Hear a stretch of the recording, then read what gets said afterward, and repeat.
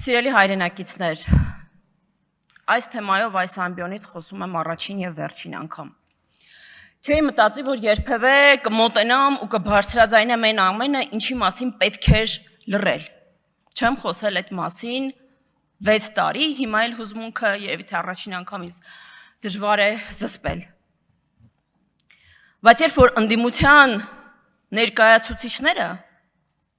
դավադրաբար ասեմ, չիմացության պատճառով ասեմ, բայց երբ որ հետևողական ժխտում են, թե ինչ է արվել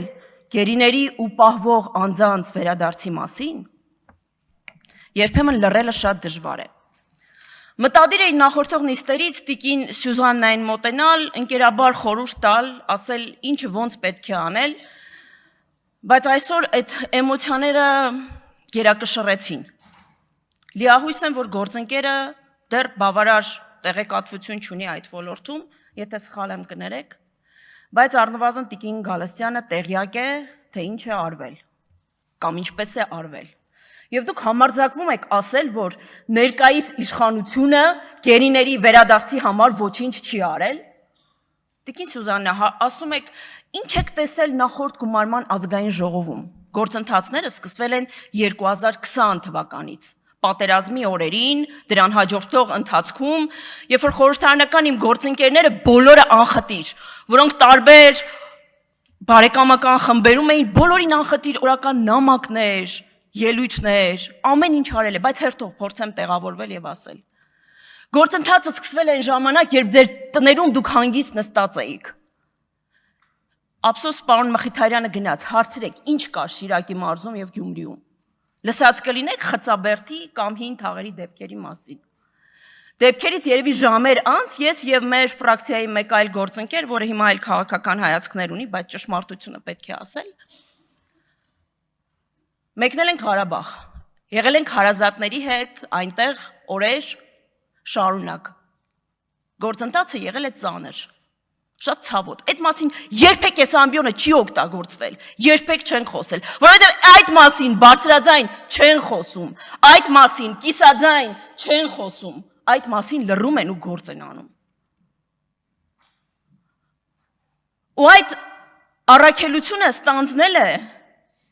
իշխանությունը ու կառավարող թիմը ամենօրյա ռեժիմով։ Ես աշխատանքի բերումով վերջին 3 տարիներում բոլոր միջազգային հանդիպումներում տեսել եմ, թե այդ հարցը ինչպիսին է եղել հայրենի իշխանությունների օրակարգում։ Շատ բան չեմ կարող ասել։ Այդ թվում շատ երկկողմ հանդիպումներում։ Չգիտես ինչի այդ քաղաքական ամնեզիան ձեռագիր է դարձել։ Կհիշեք 2023 թվական դեկտեմբերի 7 Հայաստանի վարչապետի աշխատակազմի եւ Ադրբեջանի նախագահի աշխատակազմի համատեղ հայտարարությունը, այնուհետև ազատ արձակված 32 գերիները։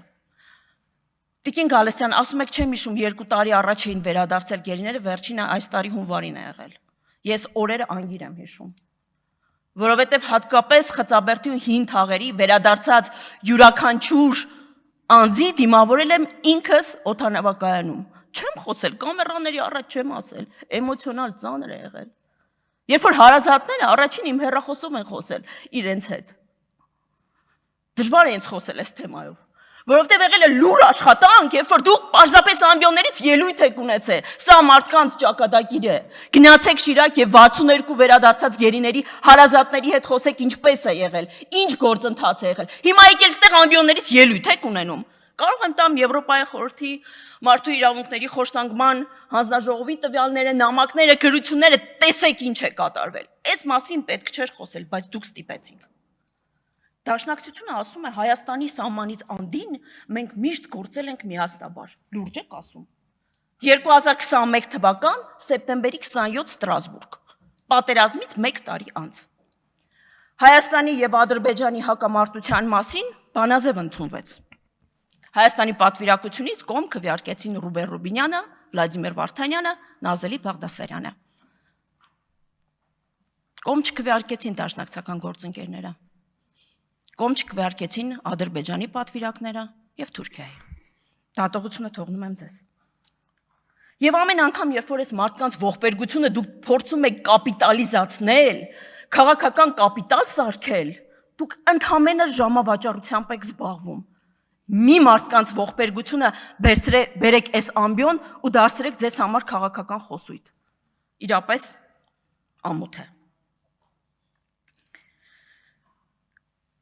Սիրում եք վկայակոչել Տիկին Գալստյան, տարբեր կառույցներ, զեկույցներ, մոտեցումներ,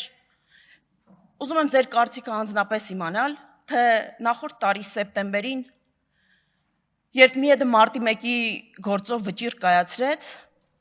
որտեղ անհամաչափ ուժի կիրառման արդյունքում արձանագրվել էր նաև կոնվենցիոն երկրորդ հոդվածի խախտում կյանքի իրավունքի։ Այնուհետև արձանագրվել էր, որ արդար եւ արդյունավետ քննություն չի իրականացվել, ձեր գնահատականը ինչպիսին է, ուզում եք ստանձնել մարդու իրավունքների եւ հանրային հարցերի հանձնաժողովի նախագահի պաշտոնը։ Պատրաստ եք ներողություն խնդրել։ Իդեպ այդտեղ խախտվել էր, եթե չեմ սխալվում, նաև կոնվենցիոն 38-րդ հոդվածը, որ բավարար տվյալներ չէին տրամադրել ՄԻԵԴ դատարանին։ Խոսում եք մարտի 1-ի մասով, մարտի 1-ը կազմակերպել, հետո գնալ երաշխավորություն տալ։ Մի տեսակ անտրամաբանական է։ Խոսում եք խոսքի ազատության մասին, դաշնակցությունը, սիրելի ժողովուրդ։ Ուրեմն 2008 թվականին մամուլի ազատության ինդեքսը 102 էր, 102, մամուլը ավարտվում էր, ազատությունը ավարտվում էր, գալիս էր Հայաստանը։ Հիմա մեզ եկե հասել եք, այս տարի 16 կետով նվազել է։ Նախորդ տարի եղել է 34-րդ կետում, որը պատմականորեն ամենաբարձր կետում եղել, իսկ ինչու է այս տարի 50-րդ կետում։ Որովհետև կառույցը արձանագրել է, որ Հայաստանում քաղաքական բևեռացվածությունը մամուլի ծայրաստիճան է, երբեմն տարբեր բիզնես շահերի հետ փոխկապակցվող։ Որովհետև մամուլի իրական սեփականատերերը չեն երևում, որտեղ ֆինանսական թափանցիկության մեխանիզմները արդար չեն գործում։ Եվ երբեմն իրական սեփականատերերը ազդեցություն են ունենում խմբակազմերի վրա։ Իդեպ ներկայացնեմ, որ պատմականորեն ամբողջ աշխարհում վերջին 25 տարվա ընթացքում ամենանվազ շեմում է մամուլի ազատությունը ամբողջ աշխարհում։ Եվ հիմա դուք եկել եք ինչ եք ասում։ Դրա մեջ ձեր մեղքի բաժինը չկա։ Ինչու, որովհետև իհարկե ամբողջ աշխարհում կան հիբրիդային սպառնալիքներ, իսկ հիբրիդային սպառնալիքների արբանյակները նստած են այստեղ եւ այստեղ։ Մարդիկ, ովքեր ամեկ պլյուս են եթերազրկե, եկե խոսում են մամուլի ազատությունից։